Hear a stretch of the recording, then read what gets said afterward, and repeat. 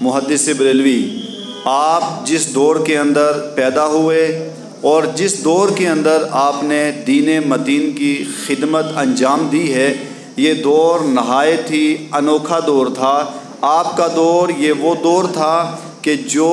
فتنے اور فساد کا دور تھا۔ اس وقت فتنوں کا عالم کیا تھا؟ اب فتنے طرح کون سے تھے؟ ایک فتنہ تو جھگڑے کا ہوتا ہے، لڑائی کا ہوتا ہے، فساد کا ہوتا ہے، ڈانگ چلانے کا فتنہ ہوتا ہے، اور ایک فتنہ وہ ہوتا ہے کہ وہ قرآن کو لے لیا، حدیث کو لے لیا اور لے کر کے بس اس کا معنی بدل کر کے، اس کا مفہوم بدل کر کے عام لوگ کہ جن بیچاروں کو بس وہ نماز جانتے ہیں اور روزہ جانتے ہیں اور قرآن کریم دیکھ کر کے پڑھتے ہیں، ان کے پاس جانے کے بعد ان کو گمراہ کرنے کی کوشش کی۔ اب اعلیٰ حضرت فاضل بریلوی جس دور کے اندر آئے، آپ کے دور کے اندر جو پہلا فتنہ جس نے جنم لیا وہ فتنہ یہ تھا کہ معاذ اللہ نبی مکرم شفیع معظم صلی اللہ تعالی علیہ وسلم وہ تو معاذ اللہ ہماری طرح ایک بشر تھے، معاذ اللہ وہ ایک انسان تھے، وہ آئے چلے گئے ختم ہو گئے۔ پھر آگے یہاں تک کہا گیا کہ استغفر اللہ، خدا جھوٹ بول سکتا ہے، چوری کر سکتا ہے، پھر اس کے بعد علم غیب نبی کو نہیں ہے۔ اب یہ کتنی باتیں ہیں جو میں آپ کے سامنے رکھوں، ان سب کا خلاصہ کہ اتنے فتنے پیدا ہوئے اور یہ ساری چیزیں لا کر کے ان بزرگوں کو بتائی جا رہی ہیں۔ اعلیٰ حضرت کے دور کے جو بزرگ تھے، عام آدمی تھے، دیندار تھے، نماز جاننے والے، روزہ جاننے والے، قرآن پڑھنے والے، ان کے سامنے ایک آدمی آ رہا ہے، وہ قرآن لے کر کے آ رہا ہے، دیکھو جی قرآن میں لکھا ہے کہ اللہ کے علاوہ کوئی علم غیب نہیں جانتا، لہٰذا نبی بھی علم غیب نہیں جانتے۔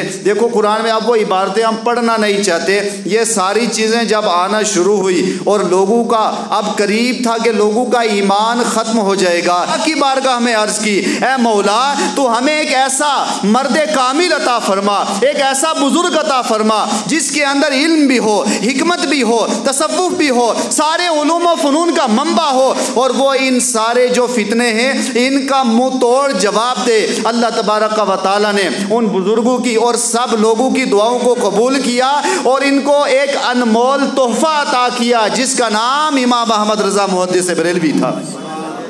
اب امام احمد رضا محدث بریلوی علیہ الرحمہ جب آپ کی ولادت ہوئی، اس کے بعد پھر آپ نے علم سیکھنا شروع کیا، یہ ساری چیزیں سیکھی جو آپ نے گزشتہ سن لی ہیں۔ سب کچھ سیکھنے کے بعد اب اعلیٰ حضرت فاضل بریلوی علیہ الرحمہ آپ مکہ شریف کے اندر پہنچے، اور مکہ شریف کے اندر جو ہی آپ نے حج کیا، اور حج کرنے کے بعد اب قریب تھا کہ آپ واپس تشریف لائیں گے، آپ مکہ شریف کے اندر تھے کہ اتنے میں ایک آدمی آیا، اور جو مکہ کے بڑے بڑے شیوخ تھے، مکہ کے بڑے بڑے ائمہ تھے، بڑے علماء تھے، ان کو پتا چلا کہ اعلیٰ حضرت کوئی ہندوستان سے یہ جوان آیا ہے حج کرنے کے لیے۔ ان علماء نے اعلیٰ حضرت سے ملاقات کی، اور ملاقات کرنے کے بعد اعلیٰ حضرت کی بارگاہ میں ایک عریضہ پیش کر دیا، ایک سوال پیش کیا اور ایک کاغذ پیش کیا، اس پہ لکھا ہوا تھا کہ کیا نبی مکرم شفیع معظم صلی اللہ علیہ وسلم کے پاس علم غیب ہے؟ وہ غیب کی خبر رکھتے ہیں، وہ غیب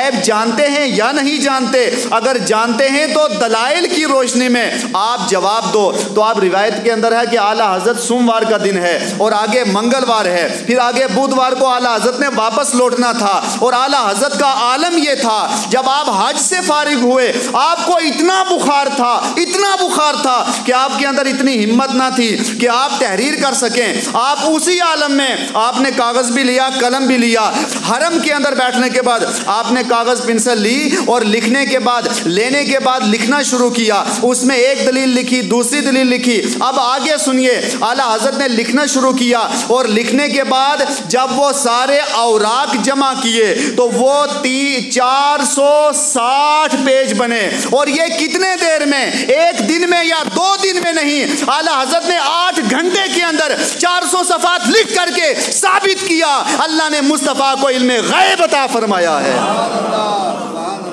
اور وہ بھی اب عالم یہ تھا آپ حج کرنے کے لیے جاتے ہیں، کتابیں ساتھ میں لے کر کے نہیں جا رہے ہیں، نہ آپ کے پاس کتاب ہے، نہ قرآن ہے، نہ لائبریری ہے۔ اعلیٰ حضرت کے ذہن کو اللہ نے لائبریری بنا دیا تھا۔ اب وہ جو کتاب آپ نے لکھی ہے اس کا نام ہے الدولۃ المکیہ۔ اب یہ اردو میں نہیں لکھی، کشمیری میں نہیں لکھی، فارسی میں نہیں لکھی، آپ کا عالم یہ تھا آپ نے الدولۃ المکیہ 450 صفحات پر 8 گھنٹے کے اندر، اور وہ بھی عربی کے اندر لکھا، اور اس میں جو اتنے دلائل جمع کیے، بخاری کا حوالہ ہے، مسلم کا حوالہ ہے، صحیح ستہ کا حوالہ ہے، تفسیر کا حوالہ ہے، یہ جتنی بھی کتب تھی سب کی سب کتب آپ کے ذہن کے اندر تھی۔ اللہ نے آپ کے ذہن کو لائبریری بنایا ہوا تھا، آپ لکھتے جا رہے ہیں اور سارے حوالے آپ کے سامنے آ رہے ہیں۔ جب وہ سارے حوالے اور پوری کتاب آپ نے لکھی، بخار کے عالم میں لکھی، اب اس کے بعد شیوخ کے پاس پیش کی، تو وہ جتنے بڑے بڑے شیوخ تھے انہوں نے اس کتاب کو لیا، اور لینے کے بعد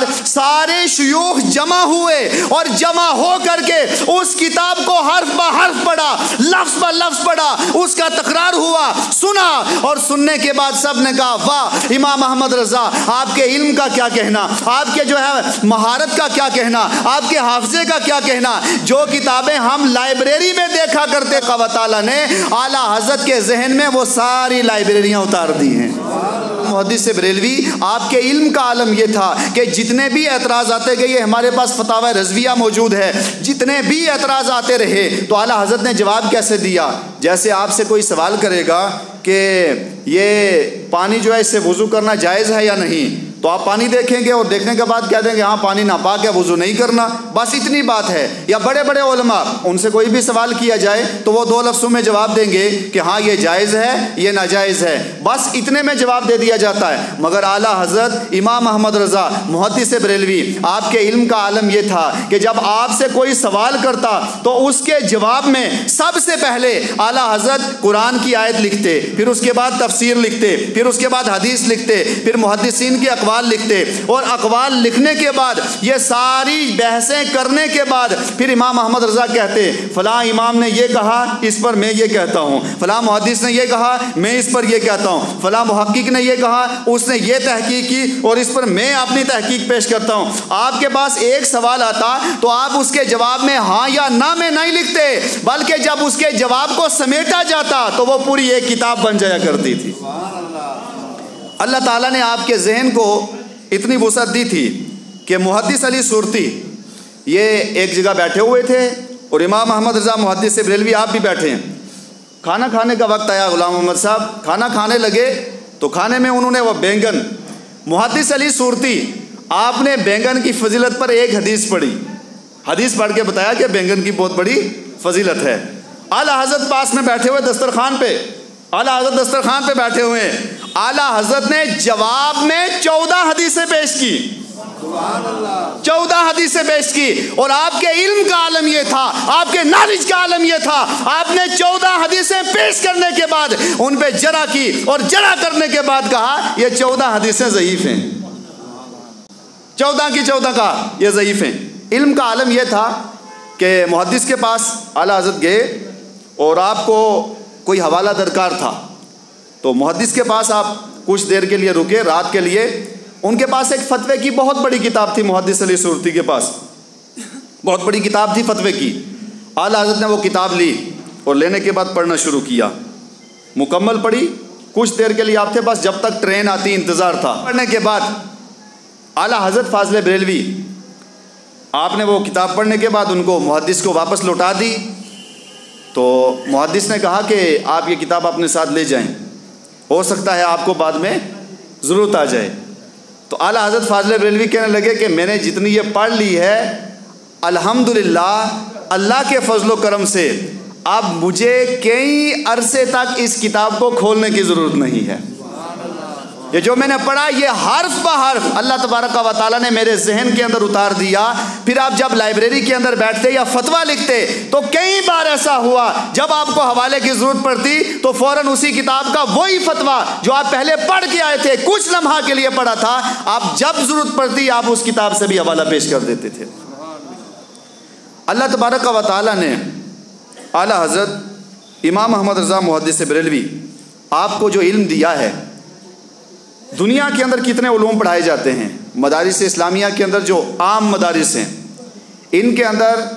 زیادہ سے زیادہ 14 علوم پڑھائے جاتے ہیں. تنہا اعلیٰ حضرت ہیں. آپ نے پوری دنیا کو چیلنج کیا. چیلنج کرنے کے بعد کہتے ہیں یونیورسٹی کے اندر 32 علوم پڑھائے جاتے ہیں اور مدارس کے اندر 14 علوم پڑھائے جاتے ہیں. فاضل بریلوی تنہا وہ شخصیت ہے جس کو اللہ تبارک و تعالیٰ نے صرف 10 علوم پر نہیں، 20 پر نہیں، 50 پر نہیں، 100 پر نہیں، 150 پر نہیں، 200 علوم پر اللہ نے مہارت عطا فرمائی تھی. نعرہ